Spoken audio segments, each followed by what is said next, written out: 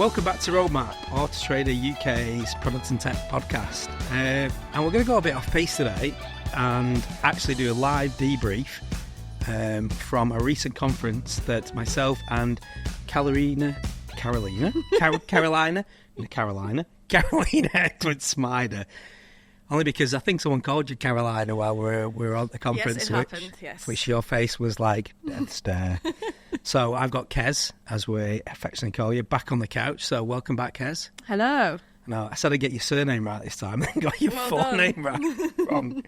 So anyway, we've not managed to speak properly since we went away to a conference called NADA. So actually, it's good if we chat through, which we really should be doing in a closed office, but some of the key themes that came out and why we went out there. So first up, I mean, I'd heard of NADA several times whilst working at Auto Trader, but didn't know what it is. So could you give the audience a bit of a summary of what NADA is to sort of like demystify it? Sure. So, well, the NADA is what it stands for. It's National Automobile Dealer Association in the US that looks after, represents franchised retailers. So it's like a trade organization.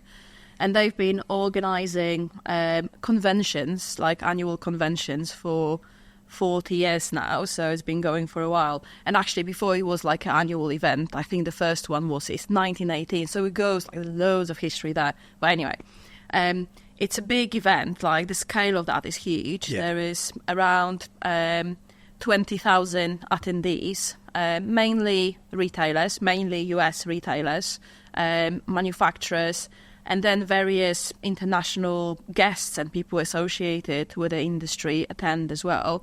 Because of scale of it, it's like there's this meeting place where people go not only from the US but from around the world. Yeah. So how long have we been going as a company? Is it a recent thing or does it go back a number of years? It's definitely a long time. As long as I remember, I would say regularly for 10 years, maybe. Yeah. So yeah, we've been, I think like in the past, 10 years ago, it felt like there was a bigger gap between the US market and the UK market. So we were going to see what's going on out there just to look for inspiration, like, you know, how automotive market is operating, what challenges are out there and what products and software solutions are there. So like it felt like a big thing to look for ideas. It feels a little bit different now because that gap narrowed a bit, so slightly different reasons in terms of why we might attend. Yeah, it's immense, this room.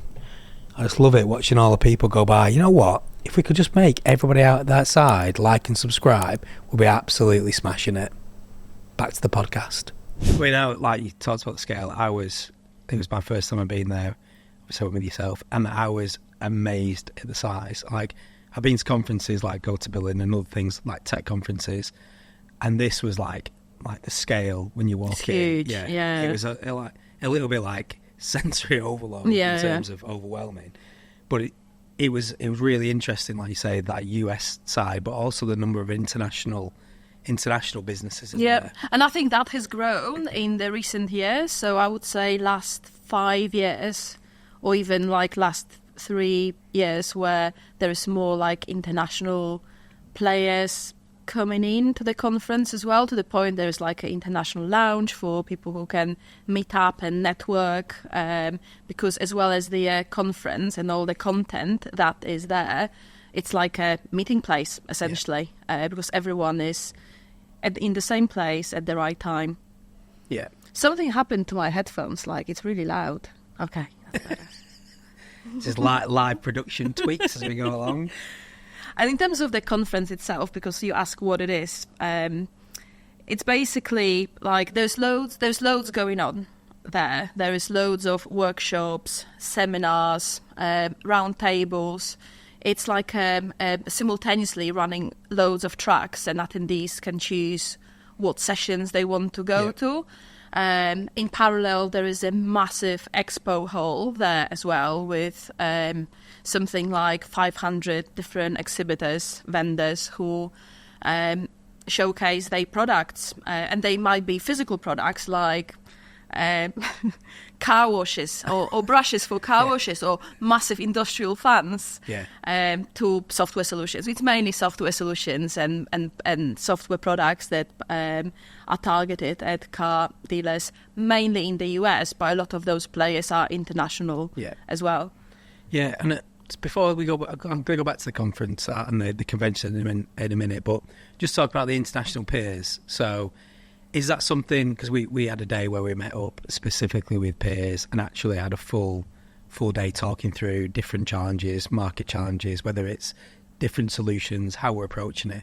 Is that something that's new in terms of that actual really purposeful, full workshop type approach, or is that something that has just developed in the last couple of years? So when we've been going to the conference over the years, we would always catch up with some of our international peers, so Auto Trader equivalents from around the world. It was more ad hoc meetings where we would, one-on-one just catch up and chat about challenges, opportunities, there's loads of synergy between our businesses a lot of the time. And as I say, in the last few years, more and more of our international peers started coming to the conference as well. And it just felt like a good opportunity for all of us, group of us, to get together and actually make something big out of it rather than just ad hoc catch-ups. We can have a little bit more structured workshop where we pre-agree the agenda with topics that are, of interest for across all of us, and actually do a deep dive into those. So last year and this year, we had a full day where we essentially ran a workshop with, 6, 7 of marketplaces, automotive marketplaces from around the world, exchanging notes on, what's working, where we are doing well, what's not going so well, any challenges, opportunities, how we are approaching very similar problems that we might have, because there is loads of similarities in the markets, whilst the markets are very different as well. So I think this is why it makes for a very insightful, interesting conversation, because we are doing things slightly differently, even though the challenges might be quite common. The good thing as well is we don't compete. We can be quite open and we can, Yeah, I've met a few of our international peers before with a little bit, couple of sharing sessions, but I think it was really interesting to have the dynamic of 4 or 5 different companies from across the whole of the globe just chatting through those key topics, and the fact that in there you had people representing product and tech, you had people representing commercial, like finance, like operations, and just getting all the different angles on how they're approaching it, from whether it be software or the way that they're structuring their workforce. I mean, I was surprised because I knew it was going to be intense, but it was full on. Oh, definitely. The amount of information taken in. I was going back over the photos they took of the walls, because it was, again, I thought, at the time, this is insane. Right, in a room, around a big table, and there was walls everywhere. But at the end of the day, it was really loads of just little things, whether it be approach to AI or, auto finance, like how different markets are approaching it, and how even lenders have operated differently, like in different countries, even though it's the same lender, but they have completely different financial regulations. So yeah, it was very interesting. I think it's one of those things that is impossible to do remotely. So we do catch up and keep in touch with our international peers throughout the year by having Zoom calls, like Teams calls, whatever. But having a workshop like that with so many different players and going so deep on topics would be impossible to execute remotely. So being face to face, that's an opportunity to really have a good conversation. Hence why it's just so intense, because there is so much to cover. You want to make the most out of it as well. And whatever topics is being picked up, there is more questions that arise, and everyone is trying to find out more. So it makes a lively discussion. I mean, one of the things that killed me, so when I look back, is everyone was still sort of operating on their own time zone, whether it be Australia, US, UK, Europe. And it was a point, I think it was about 3 o'clock in the afternoon, which whatever was I don't even know what time it would have been, 2 o'clock in the morning, is my brain just had one of those complete downtime for about 30 seconds and then came back in the room. I think it was back, some of my colleagues said, like, what was that look? I'm like, I don't even know where I am. This is why a lot of coffee was required to like survive. Yeah. So is there, it's a bit of a cheeky question, but you might answer, you might not. So out of those beers, do you have like a favourite? You never pick favourites, not like in public. Not like kids. But I think I only have one, so it's easy. I think there's always a different angle that you can learn from like different players by talking to them in terms of like how they're approaching things differently or thinking differently about specific thing, or how they are tackling a certain challenge because their market structure is so different. So I think all the goodness come with this diversity and like different approaches and the mix of all of it coming together, I would say. So in this respect, I'm not sure it would be fair to say that there is a one favourite one. Yeah, I thought I'd just throw it in there just in case, catch you off guard. They might be watching it at some point as well, so...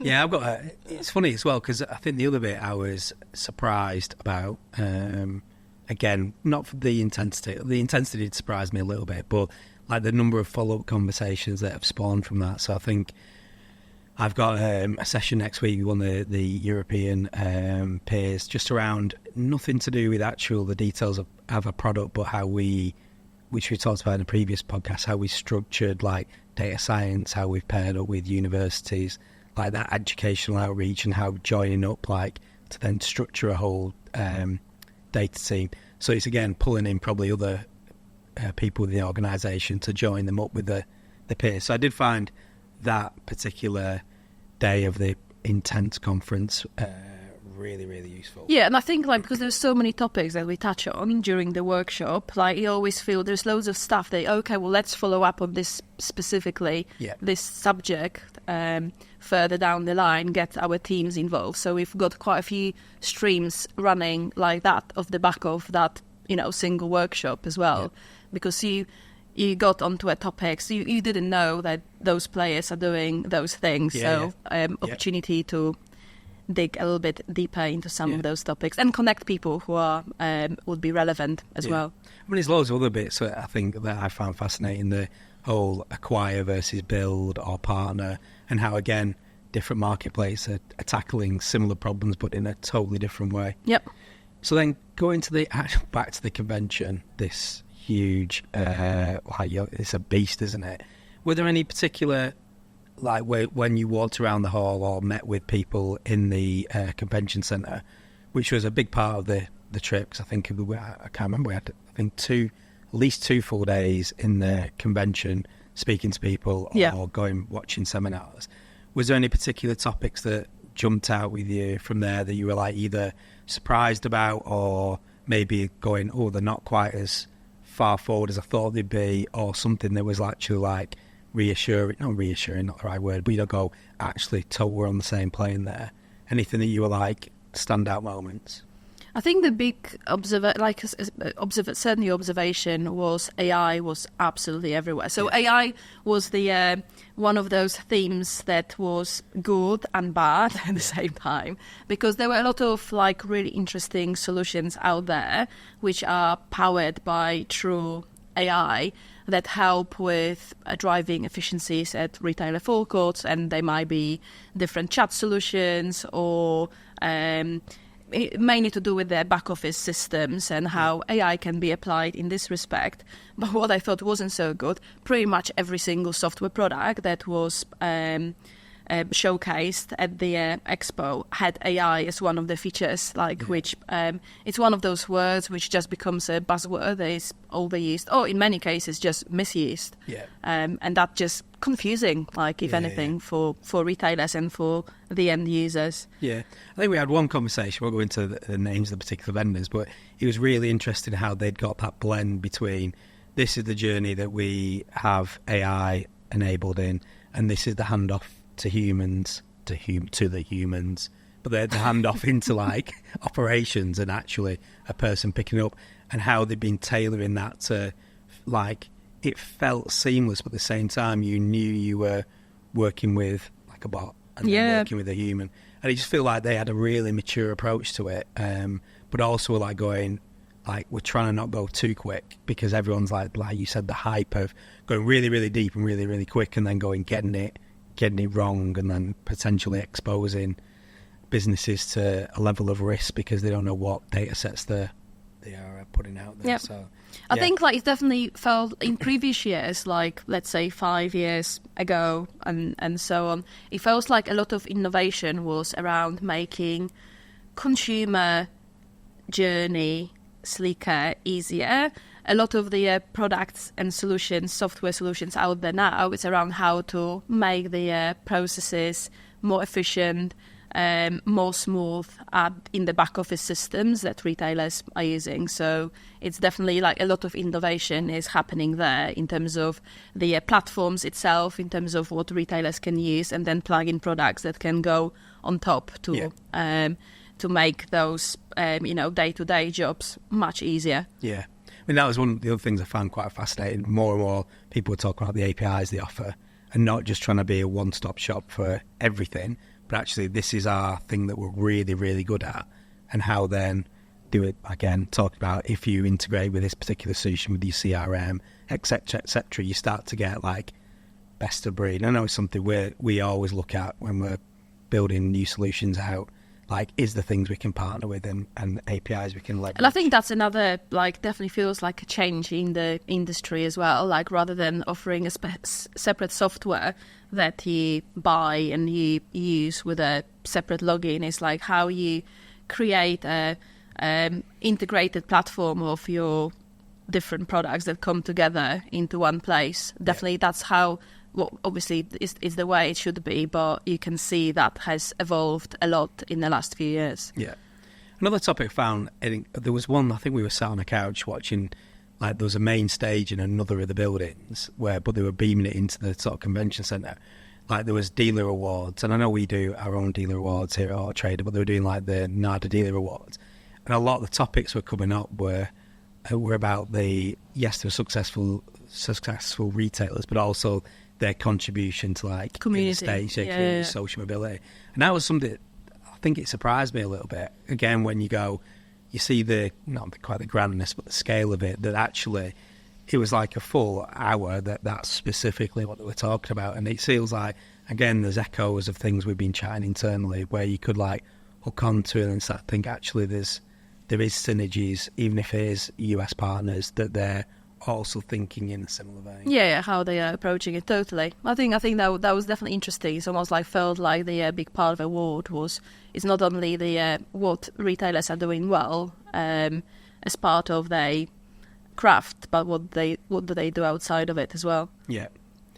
So when we're chatting about this, because it's obviously a bit mad that we are doing our first conversation post going away to debrief on it.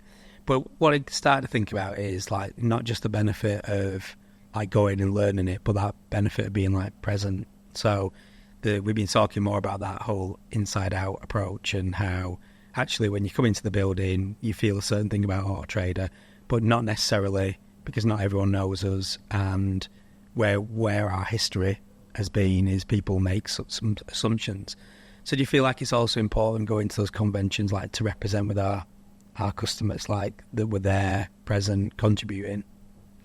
Well, I think it's because we actually, like as I said, it's a meeting place as well as the conference where you learn and absorb information. And I think this is where we get the most value out of it, like meeting with people, being out there. So whether it's with international peers, but it's also with different partners that we work with. It's with some of our customers as well, because we've been attending various evening events where we were networking with retailers or with different people from the industry as well. So I think it is important that our presence is out there. But I think like for us specifically, it's like what we can get out of it to take home and make it better as well in terms of our approach, our thinking, how we are thinking about certain problems. I don't think like any of the findings would significantly change our direction of travel in terms of our strategy, but it helps us to sharpen up our approach and how we execute things or make it a little bit better, a little bit smarter. Yeah. So like we have our own big conferences. Like we've got ATCon coming up in mid-April, and then we've got the Product and Tech Mega Day, I don't know what we call it this year. So these big events that then hopefully people take things out of. But when you think about conferences, whether it be internal, external, is NADA one of the ones that where you look at the different ones? Because I was trying to compare it to like a big tech conference, and there was synergies, but like so different. Oh, they're so different, I would say. Yeah. It's definitely not a tech conference. It's definitely not a product conference. No. It's very much industry conference. And then you say, oh, how is that like really relevant to us product and tech community? But actually it is, well, for many reasons. Like one is you learn a lot about the market trends, market dynamics, different driving forces in the US market and challenges they are facing. And there is a lot of parallels that help us to think differently about what's happening in the UK and what the implications of things might be. Secondly is the fact that we can meet with all the players in one place. It's just you build a lot of context in terms of how you think about stuff, just to apply that to our thinking about how we do product, how we approach sales, how we think about talking to retailers about what's happening in the market, what the implications of certain trends might be. So there is a lot that we get out of it, which you may not expect to get from this type of conference. Yeah. No, I keep looking back and going, it's fascinating. And I think there was a bit of, one of the colleagues I work with was like, what is it? Is it just you go there and walk around? And when I was explaining, far from it, actually. Yeah, is how intense it is over a short period of time. And obviously, because it's based in the States, there's always a time zone stuff. But also, it's not quite sensory overload. I mean, there was a bit of that, but also the amount of different slices you could go at. So I thought it was nice because obviously the blend of people that we went this year, I think there was me and you from a product and tech perspective, and we had colleagues more on the relationship and sales side. But we all sort of got things out of it in different ways. But it was nice when we did things together, because I think there's a couple of sessions where we are with whether it be peers or other vendors in the States, and just chatting to them, and then the different angles you could go at. So one of our colleagues, Matt, who isn't here today, just chatting to him afterwards and the things he took out. So he did then go, actually, I've not really thought about that. Yeah, so different perspective. It does totally change your brain in a way, your thought patterns. Yeah. I think like what's the difference between NADA conference and like typical product and tech conference is it's more like at NADA, it's more around attending loads of meetings. So it's really important who goes, because we want to make sure we have the people who represent the right areas to drive the right conversation with various, partners or our peers that we are meeting with. So it's important who goes, but at the same time we want to make sure that there is a little bit of rotation in terms of who are the people who go as well, just so it's not always the same people having opportunity. But usually it's a very small group, and hand selected for that specific reason, because we are going into meetings to have that conversation about very specific topics. So we need to make sure that from our side we have the right people to have that conversation as well. One of the things again, just thinking back about like random ones, I think one of the ones where it was most nerve-wracking, but actually I really enjoyed it, was when we were doing the networking with customers and another big company we work with, is we were sat together, and then one of the guys said, no, you're going to sit over here with my colleagues from Sao Paulo who work in finance. And I'm like, I don't know what I'm going to do for the next hour and a half. But actually, it was fascinating just even talking to people like what their role is within organisations, how they found themselves there. So this is the bit where I was a bit after the workshop going, how I'm going to contribute here. But when you start to talk about whether it be social dynamics in the office or like how are you doing post COVID or what's your approach to this, there was always a learning point, which was a bit like I said to yourself, I was pretty nervous on when we did the first sort of like sharing. But I think once you get over that and realise like, oh my God, everyone's human, everyone's here for the same reason, to share and learn. Suddenly the conversation just starts flowing. But there was a couple of bits where I'm like, what am I doing here and why am I sat next to this person? But I think it was one of the ones you tapped me on the shoulder because I'm like, I don't know what I'm doing. But it was brilliant. No, I really enjoyed it. It's definitely an opportunity to meet loads of different people, like with different jobs that maybe we wouldn't like have opportunity to talk to them otherwise. So, but it's all about like broadening your horizons, thinking differently. About what we do and what are the roles around us in different businesses and how all of those things come together. Yeah, no, I'm looking forward to it. I mean, in a way, it's given me I've been a bit lax on attending conferences over the last couple of years, just generally. Like doing things like this, or like we'll do like internal events or host things, but actually going out, whether it be Agile, Cambridge, whatever it's been, we used to do a lot of it, and actually it's sort of it has given me a bit of a kick up the bum to start, like, because we do the Conferences Guild, is applying to attend some of the up and coming conferences, or even I think there's been a couple of pings around talking at a conference. So I haven't done that for a while, but it's sort of like when you see people, because I think there's a couple of ones in the breakout areas, and it was like, regular person, like just talking about their particular product or their strategy on something, and having 50 people sat around just watching, taking notes and walking away. It's not for everybody, but actually it's like a bit where going, there's actually some really good stuff in there. So and you have to be able to pick things that like are of interest. So doing a lot of prep ahead of it, just knowing what's going on, what you want to attend, what seminars, which are interesting, software solutions that we want to find out more about, maybe get a demo. So like requires quite a lot of prep before to make the most out of it. Same with meeting people. That's why we organize the workshop. Like, I think there's a lot of work that leads to the conference, and then obviously it's intense when it comes to it, because you suddenly have a full schedule and no time for anything else. But that's part of the fun. Yeah, no, it's brilliant. So I know I was going to say, can I come again? But that's a bit cheeky. I'm just trying to put it out there live, like you can see that Carolina nods, then I can hold you to it.